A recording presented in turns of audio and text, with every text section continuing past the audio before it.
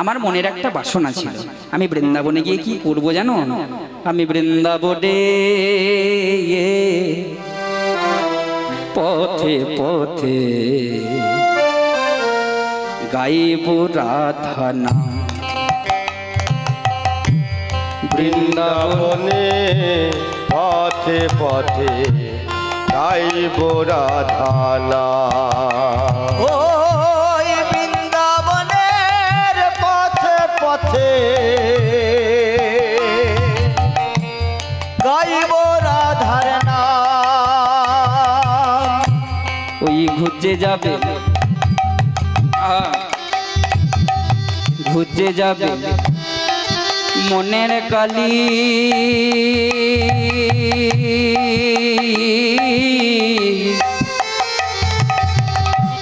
ওই ঘুরতে যাবে মনের কালি, পূর্ণ হবে মনস্কাম।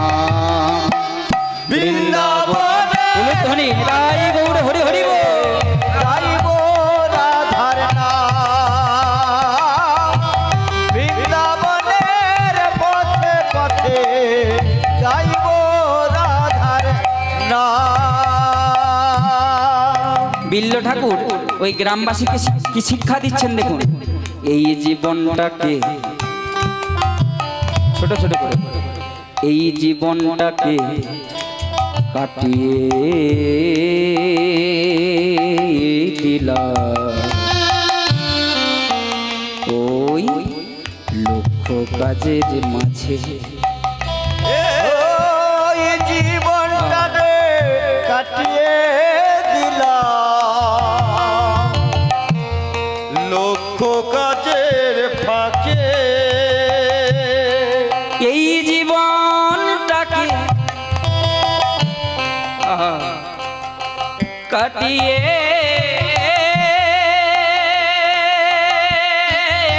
দিলাম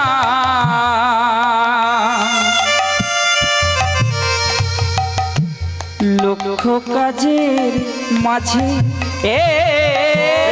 জীবনটাকে কাটিয়ে দিলাম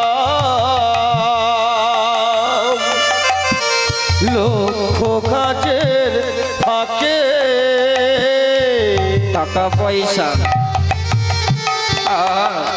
ওই টাকা পয়সা, গাড়ি বাড়ি,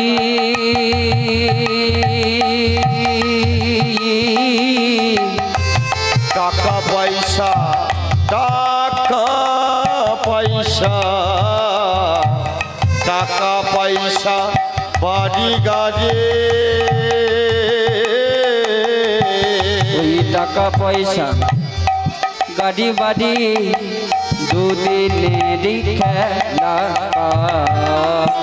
বৃন্দাবনের পথে পথে গাইব রাধা নাম। নিতাই গৌর হরি হরি বল। বৃন্দাবনে মন আমার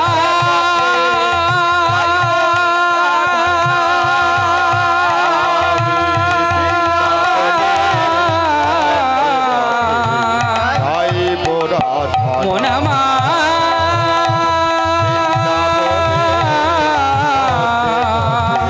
পাগল মন আমার, পাগল মন আমার, রাধা নাম। পাগল মন আমার।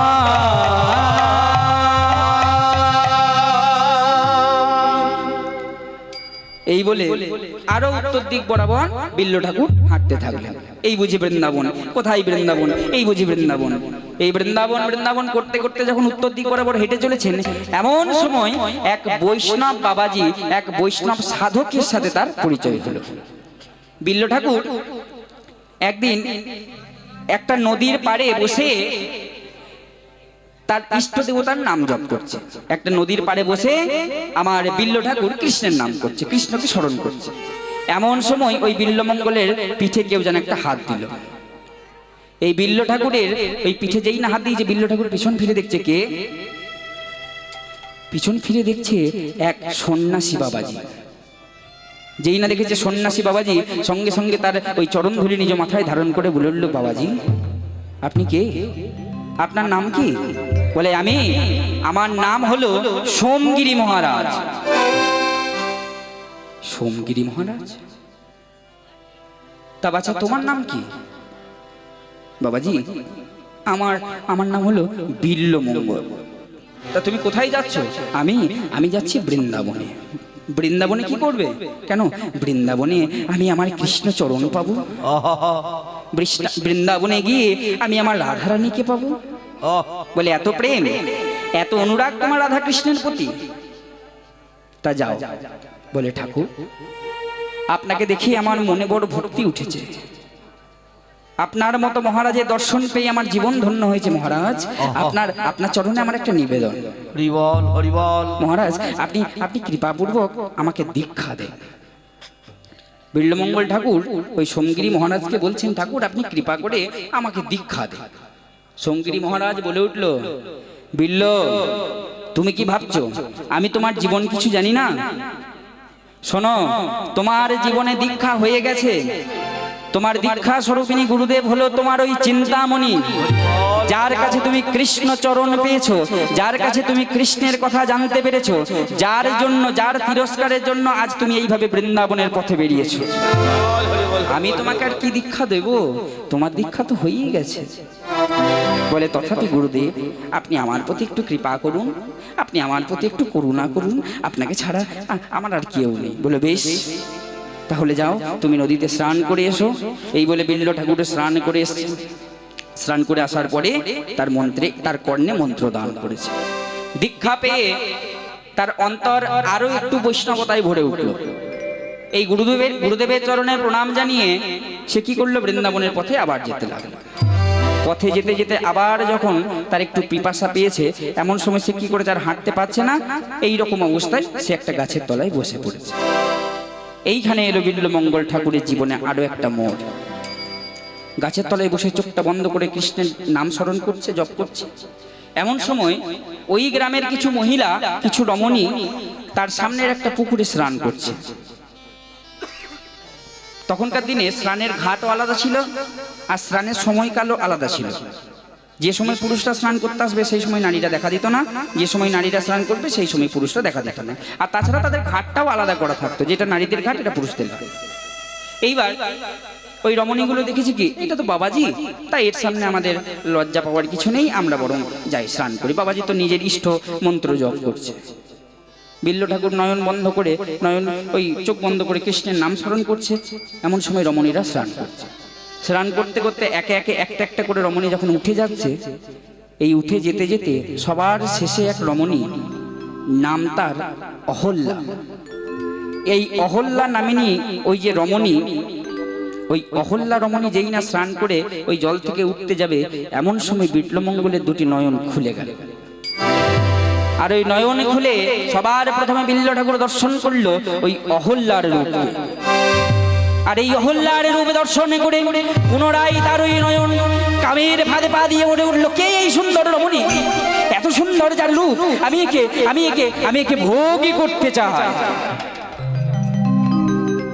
সারা জীবনের বৈষ্ণবতা যেটুকু ভক্তির উদয় হয়েছিল, সেটুকু এক মিনিটে ওই মদনদেব কামদেবের আশীর্বাদে, কামদেবের অহংকারে আশীর্বাদে যাই বলুন না কেন, সবকিছুতে ওই নষ্ট হয়ে গেল। অহল্যা নামিনী ওই রূপবতীকে দর্শন করে তার মনে কাম, তার নয়নে কামাসক্ত নয়ন, তার কি এত সুন্দর রূপ তার, ওইটা কি, আমি ওকে চাই, আমার জীবনে আমি ওকে চাই। চিন্তামণিকে পাইনি তো কি হয়েছে, আমি ওকে চাই। যেই না এই ভেবেছে, সঙ্গে সঙ্গে অহল্যা হেঁটে হেঁটে তার ঘরের দিকে যাচ্ছে। আর এদিকে বিল্ল ঠাকুরও ওই অহল্যাকে দর্শন করে ওই অহল্যার পিছু পিছু পিছু পিছু এক পা দু পা করে যাচ্ছে, অহল্যাকে দেখতে দেখতে। কেমন করে যাচ্ছে জানেন বিল্ল ঠাকুর? আজি ঠমকি ঠমকি চলে বিল্ল ঠাকুর, আজ ঠমকি ঠমকি চলে বিল্ল ঠাকুর, আজ ঠমকি ঠমকি চলে বিল্ল ঠাকুর, আজ ওই ঠমকি ঠমকি চলে বিল্ল ঠাকুর, আজ মনে ভাবে নারীর তরে কি করিবে কাজ, মনে থামে নারীটা পে কি করিবে আজ মনে ভাবে নারীর তরে কি করিবে আজ মনে ভাবে নারীর তরে কি করিবে আজ আজ ভাবেন মনে মনে ভাবেন মনে মনে ভাবেন মনে মনে ভাবেন মনে মনে নারীর তরে কি করিবে ভাবেন মনে মনে নারীর তরে কি করিবে ভাবেন মনে মনে নারীর তরে কি করিবে ভাবেন মনে মনে ওই নারীর তরে কি করিবে ভাবেন মনে মনে এই বলে অহল্যার পিছু করতে করতে করতে করতে অহল্যা যেই না ঘরে ঢুকে দরজা বন্ধ করে দিয়েছে অহল্যা ভিতর ঘরে গিয়েছে তার ওই কাপড় পরিবর্তন করতে ভিজে বস্ত্রটা ছেড়ে নতুন বস্ত্র পরিধান করতে এমন সময় বিল্ল ঠাকুর তার ঘরে নক করেছে দরজায় ডাকছে কে আছো কে আছো একটু বেরিয়ে আসবে ঘরে ছিল অহল্যার স্বামী এক বণিক সম্প্রদায়ের মানুষ যদিও এই অহল্যার স্বামীর নামটা আমরা শাস্ত্রে পাই না যাই হোক সেই বণিক ঘরের এই বণিক আবার ছিল চরম বৈষ্ণবতার বৈষ্ণব তিনি বৈষ্ণবকে গেলে খুব সম্মান করতেন তাদের বৈষ্ণব সেবা দিতেন তিনি কৃষ্ণকে বড় ভালোবাসতেন ওই বণিক কি করেছে ঘরের দরজাটা খুলে দেখছে একজন বাবাজি কে বাবাজি আপনি এই দুপুর বেলায় অসময়ে আপনি আমার ঘরে বলে বণিক আমি আমার মনে এই বাসনা রেখেছি যে আজকে আমি তোমার ঘরের অতিথি হলাম হরি বল হরি বল আজকে আমি তোমার ঘরে সেবা নিতে চাই এবার বণিক প্রথমেই বললাম বৈষ্ণবতার বৈষ্ণব দেখলে বড় তার সম্মান করতে ভালো লাগে বৈষ্ণবকে সম্মান করে সেবা করে যেই না শুনেছে যেই না দেখেছে বৈষ্ণব নিজে থেকে তার ঘরে সেবা নিতে আসছে বণিকের মনে আজকে আনন্দ আহা স্বয়ং বৈষ্ণব স্বয়ং কৃষ্ণের ভক্তই বাবাজি আমার কাছে আমাদের ঘরে আসছে সেবা নিতে আসুন আসুন বৈষ্ণব অনেক ভাগ্যের ফলে বৈষ্ণবয়া আসেন গৃহে অনেক ভাগ্যের ফলে বৈষ্ণব আসিয়া গৃহে অনেক ভাগ্যের ফলে বৈষ্ণবয়া আসেন ঘরে অনেক ভাগ্যের ফলে বৈষ্ণবয়া আসিয়া ঘরে গৃহে হয় বৈষ্ণব সেবা গৃহে হয় বৈষ্ণব সেবা না দিয়ে বৈষ্ণব সেবা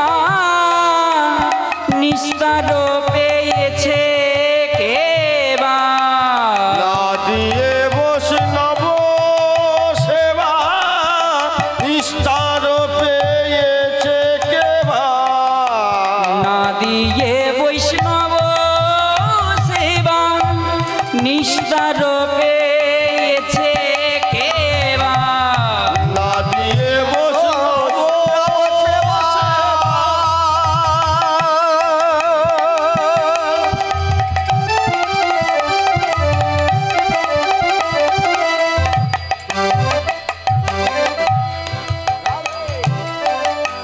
নিস্তার পেয়েছে কেবা না দিয়ে বৈষ্ণব সেবা নিস্তার পেয়েছে কেবা তার সাক্ষী এই পৃথিবীতে তার সাক্ষী তার সাক্ষী ওই যুধিষ্ঠির রাজ তার সাক্ষী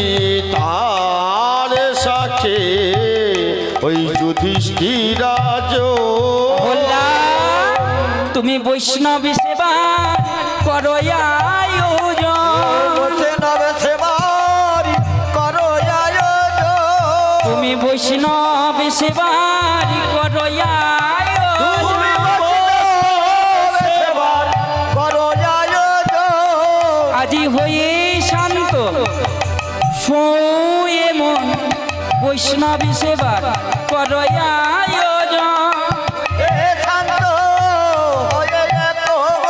ওই বৈষ্ণব কৃপা করো বলে শান্ত লয়ে এক মন ওহে বৈষ্ণব কৃপা করো বলে ওয়ে শান্ত লয়ে এক মন ওহে বৈষ্ণব কৃপা করো বলে হরি হরি বল। এক মন কৃপা করো বলে ওয়ে শান্ত লয়ে এক মন বৈষ্ণব সেবা এবারি করো আয়োজন। আসুন আসুন বৈষ্ণব আসুন। বসতে আজ্ঞা দিলেন বণিক।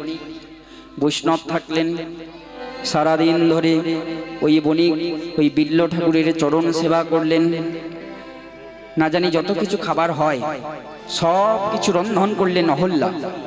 অহল্যা এই রন্ধন করে ওই স্বামী স্ত্রী দুইজনে মিলে ওই বিল্ল ঠাকুর বৈষ্ণবের সামনে এই সব সেবার সামগ্রী দিয়ে বললেন, বৈষ্ণব আপনি আপনি আপনি আপনি কৃপাপূর্বক এইগুলো এইগুলো আস্বাদন করুন, এগুলো সেবন করুন।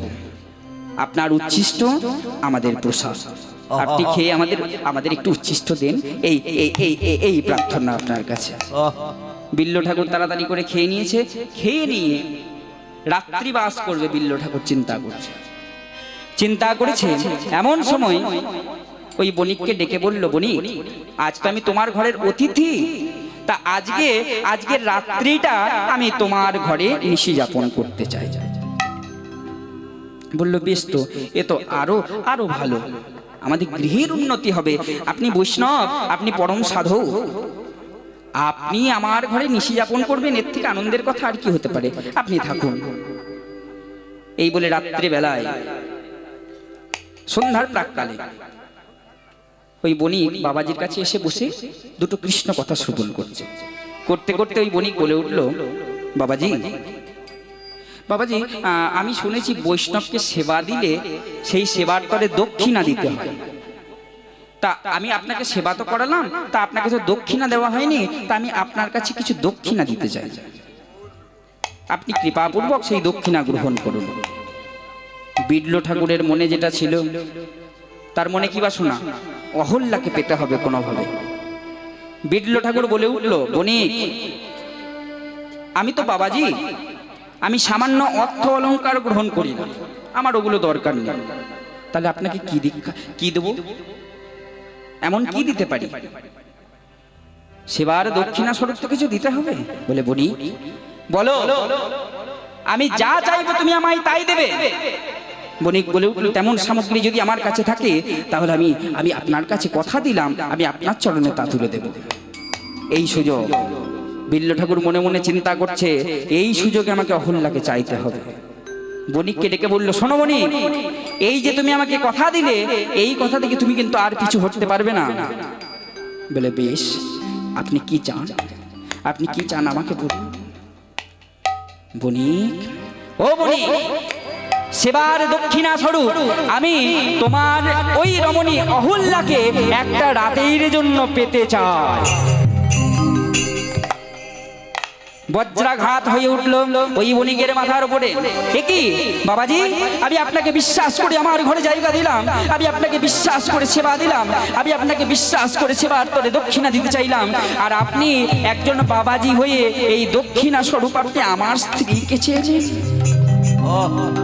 আপনার ওপর থেকে এখনো ওই রমণীর বাসনা যায়নি। বণিক তুমি আমায় কথা দিয়েছো যে তোমার ওই অহল্যাকে আমি যা চাইবো তুমি আমাকে তা দেবে, তাহলে তুমি যখন কথা দিয়েছো আর কিন্তু কিছু হতে পারবে না। তোমার ওই সুন্দর রূপবতী স্ত্রীকে আজ মধ্যরাত্রে অতি সুসজ্জিত অবস্থায় তুমি আমার কাছে এনে দেবে। একজন স্বামীর কাছে এর থেকে দুঃখের আর কি হতে পারে। কোন রকমে ওই বণিক ওই অহল্যার ঘরে এসে কাঁদতে কাঁদতে বলছে, অহল্যা কি ভুল আমি করলাম, আজ আমি যে ভুল করেছি সেই ভুল হয়তো তুমি আমাকে ক্ষমা করে দিতে পারো, কিন্তু আমি নিজেকে নিজে কখনো ক্ষমা করতে পারবো না। কি হয়েছে স্বামী, কি হয়েছে, এমন কি হলো যে আপনি এত এত কাঁদছেন? আমরা তো বৈষ্ণব সেবা দিয়েছি, আমাদের মনে কত আনন্দ, আমরা কত পূর্ণ করলাম। পূর্ণ বৈষ্ণবের সেবা দেওয়ার পরে যখন আমি দক্ষিণা দিতে গেল, হ্যাঁ বৈষ্ণবকে দক্ষিণা দিতে হয় স্বামী, তা আমাদের তো কোনো কিছুর অভাব নেই, যা চাইছে দিয়ে দাও না। অহল্যা ওই বৈষ্ণব ওই সেবার দক্ষিণা স্বরূপ কি চেয়েছে জানো? আজ মধ্যরাত্রে সে তোমাকে নিজের করে পেতে চায় না। স্বামী, এ তুমি কি করেছো? তুমি আমার পতি হয়ে, তুমি আমার নিজ স্বামী হয়ে তুমি কিনা আমাকে তুলে দেবে একজন পর পুরুষের হাতে? না, এ হতে পারে না। আমি যাব না। আমি যে শুধু তোমার, আমি যে জন্ম জন্মান্তরের জন্য শুধু তোমার হয়েই থাকতে চাই।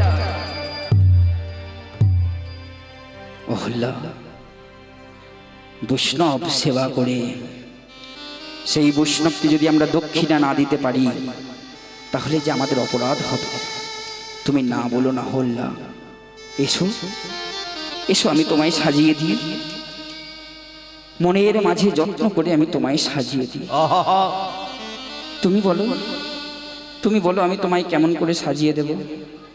তুমি যেমন ভাবে চাইবে আমি তোমাকে ঠিক তেমন ভাবে সাজিয়ে দেব। হরিবল হরিবল। তুমি যেমন ভাবে বলবে আমি তোমায় তেমন ভাবে সাজিয়ে দেব। অহল্যা বলে উঠল, বেশ, তাহলে স্বামী আমাকে তুমি কেমন ভাবে সাজাবে জানো? আমায় সাজায়ে দাও সন্ন্যাসিনী, আমায় সাজায়ে দাও সন্ন্যাসিনী, আমায় সাজায়ে দাও সন্ন্যাসিনী। অহল্যা সে তো কৃষ্ণ প্রিয়, কৃষ্ণের ভক্ত, অন্য বেশ সে সাজলো না। স্বামীকে বলছে, স্বামী আমি তো যাবো বৈষ্ণবের কাছে, কিন্তু আমার মনটা তো পড়ে থাকবে তোমার কাছে, তুমি আমার পরম পতি। তা স্বামী তুমি আমাকে ইহজগতের কোনো সাজ সাজিও না, তুমি আমাকে কি সাজে সাজাবে জানো? সাজায়ে দাও সন্ন্যাসিনী, আমায় সাজায়ে দাও সন্ন্যাসিনী। কেমন করে? অঙ্গে দাও জড়াইয়ে হরিনামা বলি, স্কন্ধে তুলে দাও হরি নামের ঝুলি, অঙ্গে দাও জড়াইয়ে হরি নামা বলি, স্কন্ধে তুলে দাও হরি নামের ঝুলি। আমি হরি হরি বলি, হরি হরি বলি, বৈষ্ণব কক্ষে চলি, হরি হরি বলি, বৈষ্ণব কক্ষে চলি, কৃষ্ণ কৃপা করো আমায় সাজায়ে দাও সন্ন্যাসিনী। উলুধ্বনি নিতাই গৌর হরি হরি বল। সাজায়ে দাও সন্ন্যাসিনী, আমায় সাজায়ে দাও সন্ন্যাসিনী। কাঁদতে কাঁদতে সন্ন্যাসী বেশ ধারণ করে অহল্যা ঠিক মধ্যরাত্রে তার স্বামীর হাত ধরে ওই বাবাজির কক্ষের দিকে প্রবেশ করছে।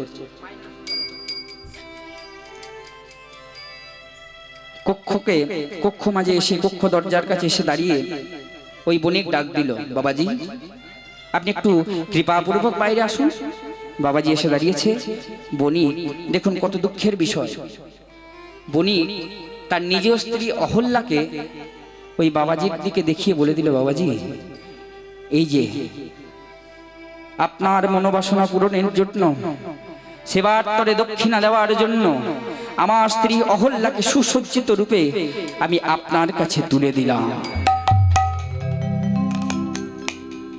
ঘরের ভেতরে ওই বিল্লমঙ্গল ঠাকুর অহল্যার পাশে গিয়ে বসেছে। অহল্যা তো মুখ তুলে তাকাতে পারছে না, সতী নারী, সে ওই একজন সন্ন্যাসী বাবাজির কাছে নিজেকে কিভাবে বিকিয়ে দেবে, মুখ তুলে চাইতে পারছে না। আর এইদিকে বিল্ল ঠাকুর প্রশ্ন করে উঠল, অহল্যা একবারটি চাও, একবারটি মুখ তুলে চাও আমা পানি। অহল্যা আস্তে আস্তে মুখটা যেই না তুলেছে, অহল্যাকে বলে উঠল, অহল্যা তুমি তুমি খুব সুন্দর দেখতে, তুমি অনেক রূপবতী, এসো তুমি আমার আরো কাছে এসো। যেই না বলে উঠেছে আরো কাছে এসো, সঙ্গে সঙ্গে তার বিবেক অন্তর থেকে ওই সৌমিগিরি মহারাজ আর চিন্তামণি যেন প্রশ্ন করে উঠল, হে বণিক, হে ঠাকুর, হে ভক্ত, তুমি কি চাও? ওই কামিনী কাঞ্চন নাকি কৃষ্ণচরণ?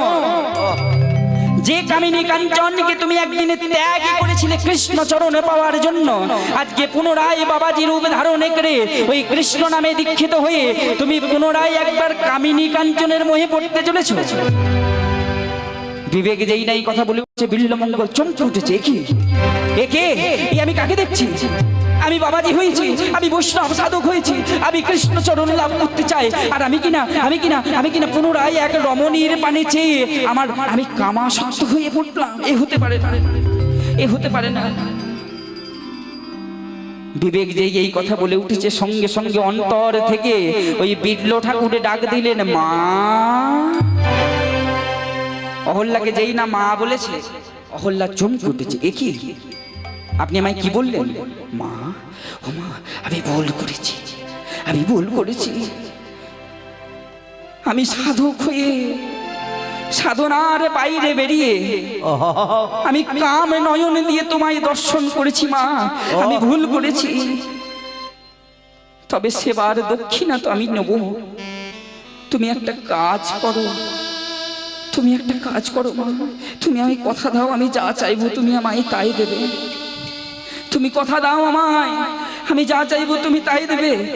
অহল্যা বুঝতে পেরেছে ওই বাবাজি তার নিজের ভুল বুঝতে পেরেছে। বলুন বলুন, আপনি কি চান? আপনি যা চাইবেন আমি আপনাকে আজ তাই তুলে দেব। ওই বৈষ্ণব সাধক বিল্ল ঠাকুর কি চাইলেন জানেন? অহল্যা, অহল্যা, দান করে দাও তোমার ওই মস্তকের চুলের মধ্যে থাকা দুটো সোনার কাঁটা। তোমার মাথার মধ্যে যে দুটো সোনার কাঁটা রয়েছে, সেই সোনার কাঁটা দুটো তুমি আমার কাছে তুলে দাও। অহল্যা 7 বাজার বেশি কিছু চিন্তা না করে তাড়াতাড়ি তার ওই মাথার খোপা থেকে দুটো সোনার কাঁটা খুলে যেই না ওই বাবাজির হাতে দিয়েছে, ওই বাবাজি কি করেছে? নিজের শত্রু নিজের নয়নকে বলে উঠলে, ওরে ও নয়ন, আমি চাইলাম কৃষ্ণ ভজন করতে, আমি চাইলাম কৃষ্ণ চরণ লাভ করতে, আর তুই কিনা আমার নিজ অঙ্গে থেকে তুই ঘর শত্রু বিভীষণ হওয়ার চেষ্টা করছিস। তবে আজ থেকে আমি আমার এই নয়নকে আর রাখবো না। এই বলে ওই সোনার কাঁটা দুটো নিজে হাত ধারণ করে ওই বিল্ল ঠাকুর নিজের চোখের মধ্যে দিল গেঁথে।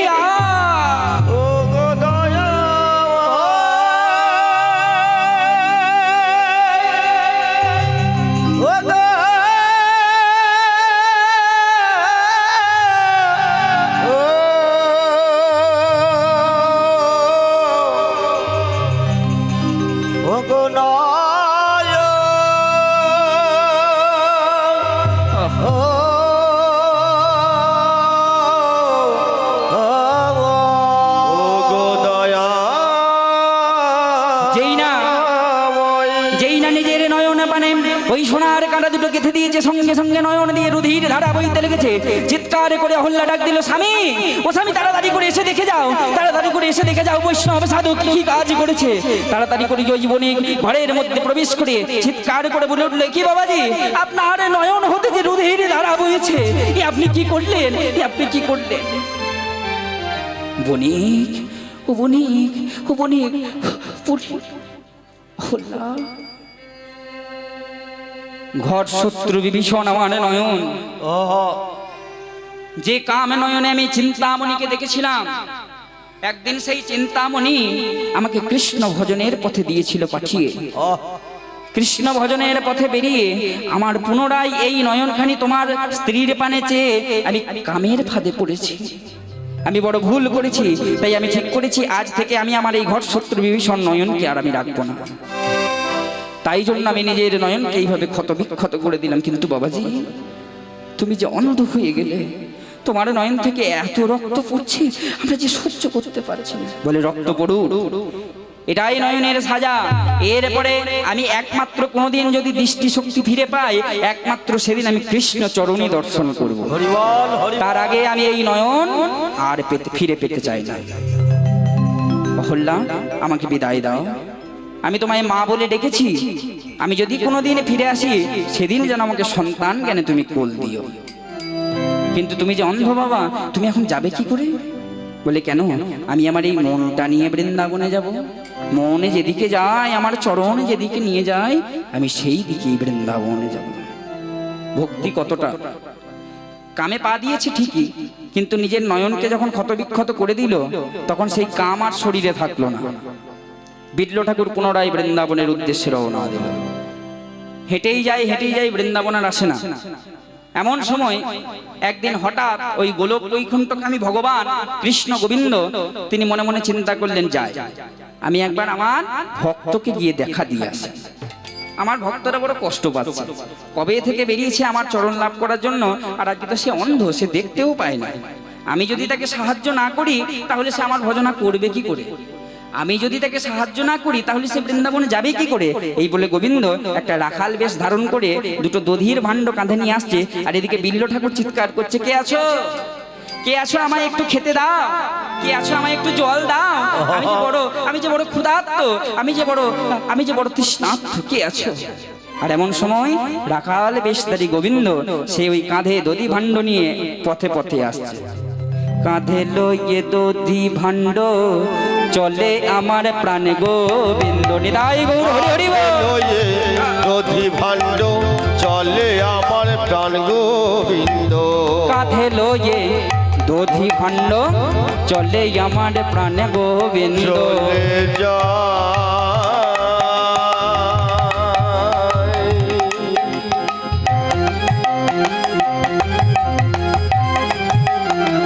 কাঁধে লইয়ে দধি ভাণ্ড লইয়ে চলে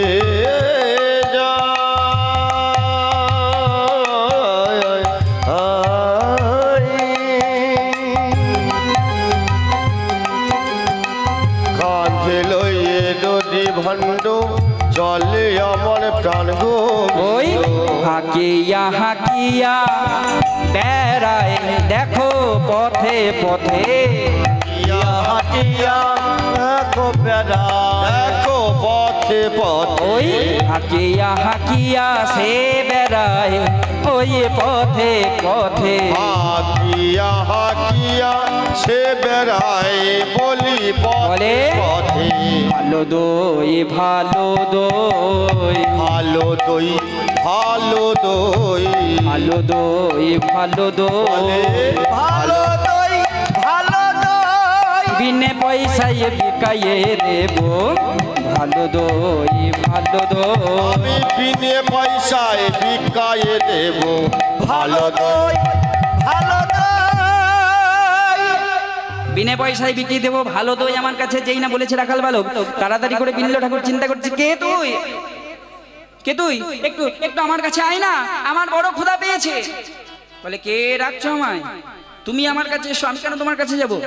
বিল্ল ঠাকুর বলল, ওরে রাখা, ওরে ভালো, আমি যে অন্ধ, আমি যে নিজের চোখে দেখতে পাই না, আমি তোর কাছে যাবো কি করে? তুই একটু কৃপা করে আমার কাছে আয় না, এসে আমায় একটু ওই দই দে, আমি একটু খেয়ে আমার এই মন প্রাণটা জুড়াই। না জানি কতদিন হয়ে গেল আমি ঠিক করে খাবার খাইনি রে বালো। কৃপা করে গোবিন্দ কাছে এসেছে। বালক বেশ ধারণ করে বিল্ল ঠাকুরকে বলছে, ঠাকুর তুমি কি জন্ম অন্ধ? বিল্ল ঠাকুর বলে উঠছে, না না না, আমি জন্ম অন্ধ নয়, আমি হলাম নিজ কর্ম অন্ধ। হরিবল হরিবল। নিজ কর্মের জন্য আমি নিজে অন্ধত্বকে স্বীকার করেছি। বলে বেশ, সে যাই হোক, এই নাও তোমার ক্ষুধা পেয়েছে বললে না, এই নাও দই। এই বলে হাঁড়ি থেকে দইগুলো যেই ঢেলে ঢেলে দিয়েছি, বিল্ল ঠাকুর একটু একটু করে খেয়েছে, খেয়ে মনে বড় তৃপ্তি পেয়েছে। বলে, বাহ ভালো, আমায় বাঁচালি তুই, তুই কে, তোর নাম কি?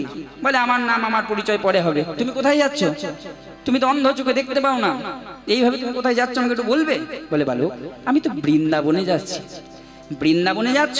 আমিও যেতে চাই বৃন্দাবনে, আমি এখন বৃন্দাবনেই যাচ্ছি এই দই নিয়ে, চলো। বলে, তাহলে একটা কাজ কর বালক, তুই আমার কাছে আয়, আমি তোর হাত দুটো ধরি, দিয়ে হাত দুটো ধরি আর তুই আমাকে পথ দেখিয়ে নিয়ে চল। বলে, হাত ধরবে? রাখাল বেশি গোবিন্দ অত তাড়াতাড়ি তার সব কিপাটা করবে না। বলছে, না, হাত তো ধরতে দেওয়া যাবে না, হাত ধরতে দেওয়া যাবে না। শোনো, আমি তোমাকে আমার হাত ধরতে দিতে পারবো না। তুমি যদি আমার সাথে বৃন্দাবন যেতে চাও তাহলে একটা কাজ তোমাকে করতে হবে। আমার চরণে আছে নূপুর, এই নূপুরের আওয়াজ করতে করতে আমি আগে আগে হেঁটে হেঁটে যাবো, তোমার কান দুটো তো ভালো আছে, তা তুমি কি করবে, ওই নুপুরের আওয়াজটা নিজের কর্ণে ধরবে, কর্ণে শুনবে, আর এই নুপুরের আওয়াজকে লক্ষ্য করে তুমি আমার পিছু পিছু আসবে। এইভাবে যদি আসতে পারো তাহলে আমি নিয়ে যাব। বলে বেশ, তবে তাই যাব। এই বলে ওই বালকের, ওই রাখাল বেশি গোবিন্দের নুপুরের ধ্বনিকে আশ্রয় করে আজকে বিল্ল ঠাকুর বৃন্দাবনের পথে চলছে। বলে রুনু ঝুনু নুপুর বাজায় উলুধ্বনি রায় গৌর হরি হরি বল। ঝোলো ঝোলো ঝোলো নপুর বাজায়, ঝোলো ঝোলো ঝোলো নপুর বাজায়, ঝোলো ঝোলো ঝোলো ঝোলো নপুর বাজায়। তাহা শুনি বিল্ল ঠাকুর বৃন্দাবনে যায়। তাহা শুনে বিল্ল ঠাকুর বৃন্দাবনে যায়। ওই তাহা শুনে বিল্ল ঠাকুর বৃন্দাবনে যায়। তাহা শুনে বিল্ল ঠাকুর বৃন্দাবনে যায়। রুনু ঝুনু নপুর বাজায় তাই গৌর হরি হরি বল। ঝোলো ঝোলো ঝোলো ঝোলো নপুর বাজায়, ঝোলো ঝুনু ঝুনু নপুর বাজায়, ঝোলো ঝোলো ঝোলো ঝোলো নপুর। এই বলে তাড়াতাড়ি করে ওই নুপুরের ধ্বনিকে আশ্রয় করে, ওই বালককে আশ্রয় করে একে একে বিল্ল ঠাকুর চলেছে বৃন্দাবনের নাম করতে করতে, কৃষ্ণের নাম করতে করতে বৃন্দাবনের উদ্দেশ্যে। আজকে আনন্দে নাচতে নাচতে চলেছে কৃষ্ণ বৃন্দাবন, কৃষ্ণ বৃন্দাবন, কৃষ্ণ বৃন্দাবন, কৃষ্ণ বৃন্দাবন উলুধ্বনি রায় গৌর হরি বল। বৃন্দাবন কৃষ্ণ বৃন্দাবন, কৃষ্ণ বৃন্দাবন, কৃষ্ণ বৃন্দাবন। ওই কৃষ্ণ বৃন্দাবন, কৃষ্ণ বৃন্দাবন, কৃষ্ণ বৃন্দাবন, কৃষ্ণ বৃন্দাবন। ওই কৃষ্ণ বৃন্দাবন, কৃষ্ণ বৃন্দাবন, বৃন্দাবন, কৃষ্ণ বৃন্দাবন,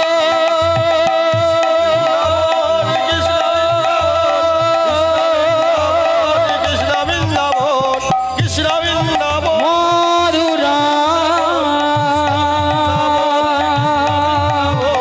কৃষ্ণ বৃন্দাবন, কৃষ্ণ বৃন্দাবন, মধুরা মে কৃষ্ণ বৃন্দাবন, কৃষ্ণ বৃন্দাবন, কৃষ্ণ বৃন্দাবন, কৃষ্ণ বৃন্দাবন, ওই কৃষ্ণ বৃন্দাবন, কৃষ্ণ বৃন্দাবন, কৃষ্ণ বৃন্দাবন,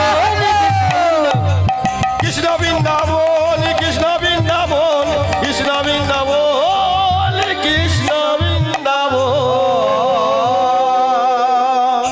এই কৃষ্ণ বৃন্দাবন, কৃষ্ণ বৃন্দাবন করতে করতে ওই রাখাল বেশি গোবিন্দের চরণের ধ্বনিকে, নুপুরের ধ্বনিকে আশ্রয় করে বিল্ল ঠাকুর বৃন্দাবনে পৌঁছেছে। এইদিকে চিন্তামণি, যার কথা আমরা ভুলেই গেছিলাম প্রায়, চিন্তামণি যখন এই বিল্ল ঠাকুর চলে গেল তাকে বিদায় নিয়ে তার কাছ থেকে, ততদিনে চিন্তামণি বুঝতে পেরেছে। তখন সে অনুতপ্ত যে সত্যিই তো আমি পতিতা, এই সমাজে আমি পতিতা নারী। আমাকে সবাই ভোগ বিলাসের বাসনা মনে করে, আমি সবাইকে নিজেকে দান করে দিই, সবাই আমাকে অর্থ অলংকার দেয়, কিন্তু কেউ তো আমাকে মন দেয় না। বিল্ল ঠাকুর আমাকে তো তার নিজের মন দান করেছিল, আর আমি কিনা তার ওই মনের প্রকৃত ভালোবাসাকে দূর করে দিয়েছি। এই অনুতপ্ত করতে করতে ওই যে বলে গেছিল আমি বৃন্দাবন চলে যাব, চিন্তামণিও কিন্তু বৃন্দাবনে আসছে ওই বিল্ল ঠাকুরের সন্ধান যদি কোনোভাবে পাওয়া যায়। এইদিকে বিল্ল ঠাকুর বৃন্দাবনে প্রবেশ করে বালক বেশি গোবিন্দ বলে উঠছে, ঠাকুর এই দেখো আমরা বৃন্দাবনে পা দিয়েছি, আমরা বৃন্দাবন চলে এসেছি। বলে বৃন্দাবন চলে এসেছি, তাহলে আমাকে একটু বৃন্দাবনের ওই ওই ওই কাল যমুনার কাছে নিয়ে যেতে পারবি? আমি শুনেছি এই বৃন্দাবনের কালো যমুনার জলে কুলু কুলু কুলু কুলু রবে বয়ে যায়। বলে বেশ, তোমার এই মনোবাসনাও আমি পূর্ণ করব।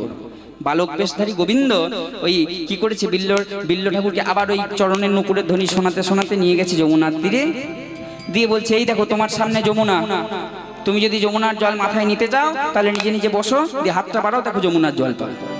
যমুনার জল নিজের মাথায় নিয়েছে। এইবার বিল্ল ঠাকুর বলছে, বালক রে আমি বৃন্দাবনে এলাম, কোথায় থাকবো? বললে বেশ, এই ব্যবস্থাও আমি তোমাকে করে দেবো। এই বালক কি করেছে, কিছু মানুষকে বলে টোলে কোনো রকমে বৃন্দাবনে একটা ছোট্ট কুঠির নির্মাণ করে দিয়েছে। সেই কুঠির নির্মাণ করে ওই কুঠিরের ভেতরে বিল্ল ঠাকুরকে প্রবেশ করে দিয়ে বলে উঠল, ঠাকুর এই দেখো আমি তোমার জন্য একটা কুঠির নির্মাণ করিয়ে দিয়েছি, তুমি এই কুঠিরে আজ থেকে থাকো আর তোমার আরাধ্যর নাম জপ করো। বিল্লমঙ্গলে মনে মহানন্দ। প্রত্যেক দিন সেই বালক আসে আর তাকে দুবেলা করে দই খাইয়ে যায়। আসলে বালক তো গোবিন্দ, তিনি তার ভক্তের কথা চিন্তা করেন সব সময়। কুঠিরে থাকে বিল্ল ঠাকুরকে খাবার কে দেবে? গোবিন্দ চিন্তা করলে তাহলে আমিই দেবো, আমি ছাড়া আমার ভক্তের আর কে আছে? তাই নিত্য প্রতিদিন একবার সকালবেলা আর একবার ওই বিকালবেলা করে কি সন্ধ্যাবেলা করে ওই প্রতিদিন একটা করে দধি ভাণ্ড নিয়ে এসে ওই বিল্ল ঠাকুরের কাছে দিয়ে যায়। বিল্ল ঠাকুর পরমানন্দে সেবন করে আর মনে মনে কৃষ্ণের নাম করে। এই কৃষ্ণের নাম করতে করতে বিল্লমঙ্গল ঠাকুর একদিন ভাবছে যে আচ্ছা আমি এই যে কৃষ্ণ নাম করছি, কৃষ্ণ ভজনা করছি, তা আমি কৃষ্ণের দেখা কবে পাবো? আমাকে তো কৃষ্ণের দেখা পেতে হবে, না হলে তো আমার বৃন্দাবন আসাটা বৃথা হয়ে গেল। এই মনে মনে ভাবছে, এমন সময় সেই বালক বেশধারী গোবিন্দ পুনরায় এসেছে। ঠাকুর আমি এসেছি। বলে বালক আয় আয় বাবা, দে দে আমার জন্য দধি এনেছিস? বলে হ্যাঁ এই নাও আমি তোমার জন্য দধি এনেছি। দধিটা খেয়ে বিল্ল ঠাকুরের মাথায় একটা ভাবনা এলো, আচ্ছা এই বালকটাকে সেই কবে থেকে আমাকে সঙ্গদান করছে, পথ দেখিয়ে আমাকে বৃন্দাবন নিয়ে এলো, বৃন্দাবনে নিয়ে এসে আমাকে কুঠির নির্মাণ করে দিল। আবার শুধু তাই নয়, নিত্য প্রতিদিন সে আমার খেয়াল রাখে, কত যত্ন করে, নিত্য প্রতিদিন দধি ভাণ্ড আমার কাছে দিয়ে যায়। এই বালকটাকে আমাকে জানতেই হবে। মনে সন্দেহ ঢুকে গেল তার। আমি শুনেছি যে ভক্তের প্রতি ভগবান নাকি খুব সন্তুষ্ট, প্রসন্ন হন। তাহলে এই এই এই বালক কি সেই আমার প্রাণের কৃষ্ণ কানাই?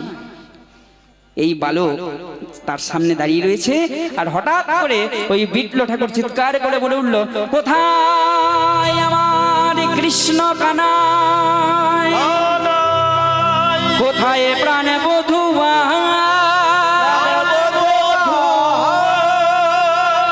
এত করে ডাকি তোমার, তবু না পায় তোমার সারা,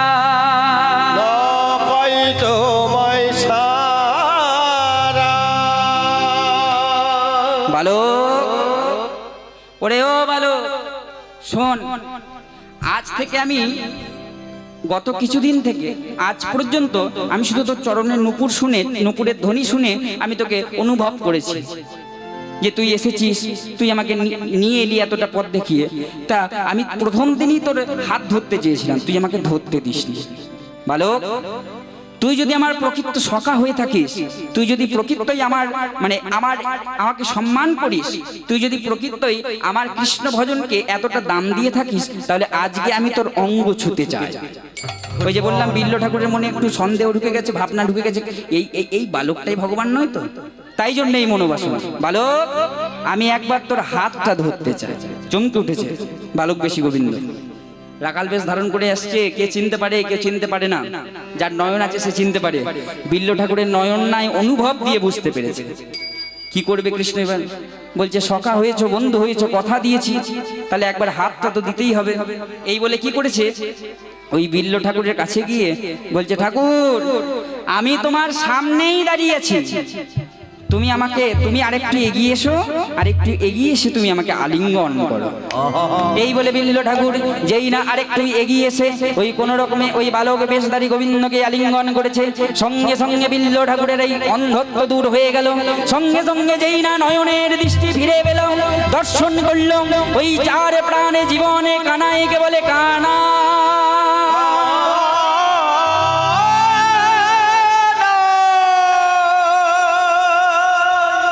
গোবিন্দ ওরে ও কানা, ওরে আমার প্রাণের কানা,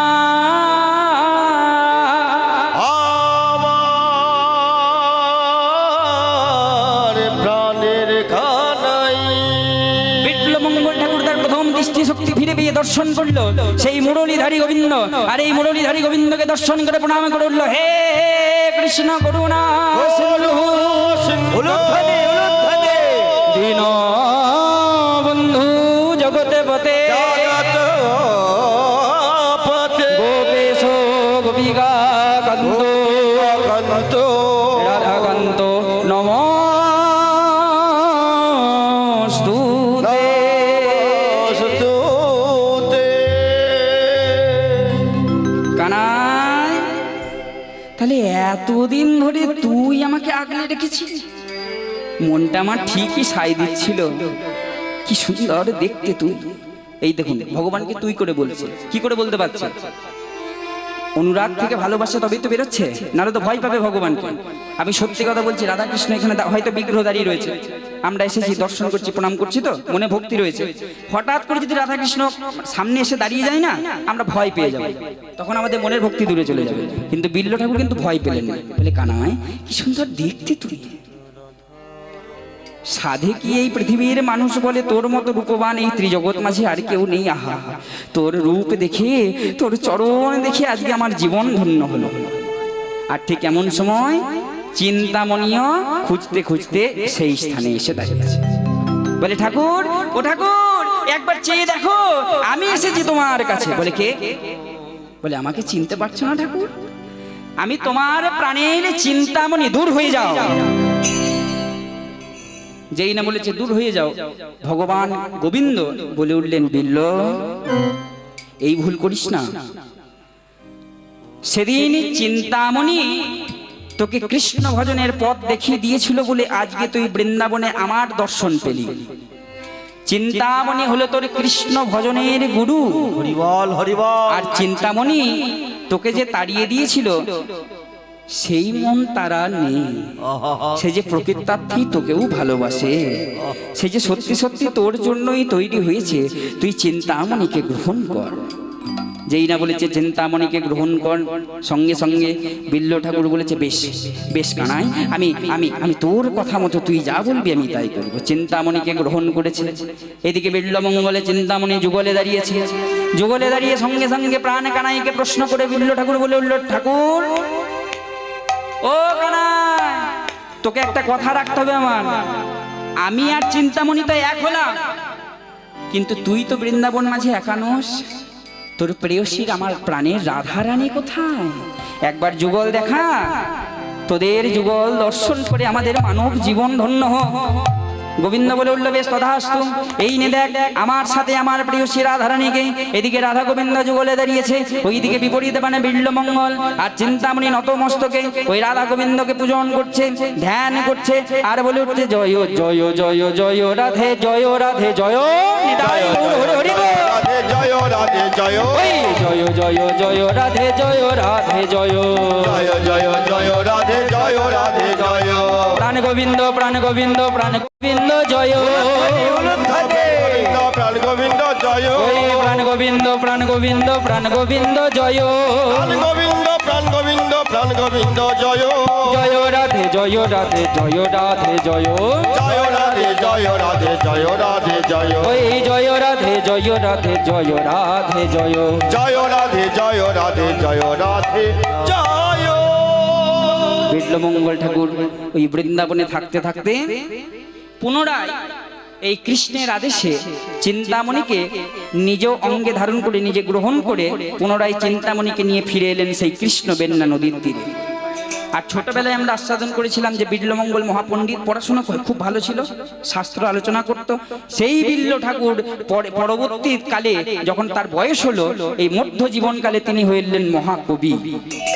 তিনি এই বৈষ্ণব জগতে একটা খুব উজ্জ্বল গ্রন্থ আমাদেরকে রচনা দিয়ে গেছিলেন, লিখে গেছিলেন। সেই গ্রন্থ আজকে আমাদের কৃষ্ণ সম্পর্কে জানতে সাহায্য করে। সেই গ্রন্থের নাম হলো শ্রীকৃষ্ণ কর্ণামৃতম গ্রন্থ। এই শ্রীকৃষ্ণ কর্ণামৃতম গ্রন্থের যে যে শ্লোকগুলি আমরা পাই, সেই শ্লোকগুলির আমরা বাংলা অনুবাদ পরে পেয়েছি চৈতন্য ওই কৃষ্ণদাস কবিরাজ গোস্বামীর চৈতন্য চরিতামৃত। সেখানে বিল্লমঙ্গল কিভাবে রাধা গোবিন্দকে দর্শন করছে সেই তত্ত্ব লেখা আছে। অবশ্যই কাউরি যখন যদি কখনো সুযোগ হয় অবশ্যই সেই গ্রন্থ পাঠ করবে। আমি আমার নিজের সৌভাগ্যের কথা বলি, আমার ঘরে অনেক গ্রন্থ আছে, কিন্তু শ্রীকৃষ্ণ কর্ণামৃতম গ্রন্থ আমি এখনো জোগাড় করতে পারিনি। অনেক লেখকের আমি দেখেছি, কিন্তু যে লেখকের দেখেছি সেই গ্রন্থগুলো ঠিক মানে মনোপুত হয় না। কারণ সঠিক লেখকের গ্রন্থ যদি না হয় তাহলে সেটা পাঠ করে আমার মনে হয় না খুব একটা উন্নতি হবে। যাই হোক, আমি যদি কোনোদিন ওই গ্রন্থ পাই, আমার সেই গ্রন্থ আমি নিজ মস্তকে ধারণ করব। চলুন, আজকে ভক্তে ভক্তে মিলন হলো, আর ভক্তের সাথে ভগবানের মিলন হলো। ভক্ত আর ভগবানের মিলন হইল, উলুধ্বনি। ভগবানের মিলন হইল, ভক্ত আর ভগবানের মিলন হইল, ভক্ত আর ভগবানের মিলন হইল। এবার প্রেমানন্দে বদন ভরে হরি হরি বল। হরি হরি বল, এবারে প্রেমানন্দে বদন ভরে হরি হরি বলো, আনন্দে বদন ভরে হরি হরি বল, হরি বলে হরি বল, হরি বলে হরি বল, বলে হরি বল। হরি বলে হরি বল, উঠিল আনন্দের রোল, হরি বল হরি বল। উঠিল আনন্দের রল, হরি বলে হরি বল, উঠিল আনন্দের রোল, হরি বল হরি বল। উঠিল আনন্দের রল, হরি বলে হরি বল, আজি উঠিল বলে সবে মিলে হরি হরি বল, উঠিল আনন্দের রল, মিলে হরি হরি বল। উঠিল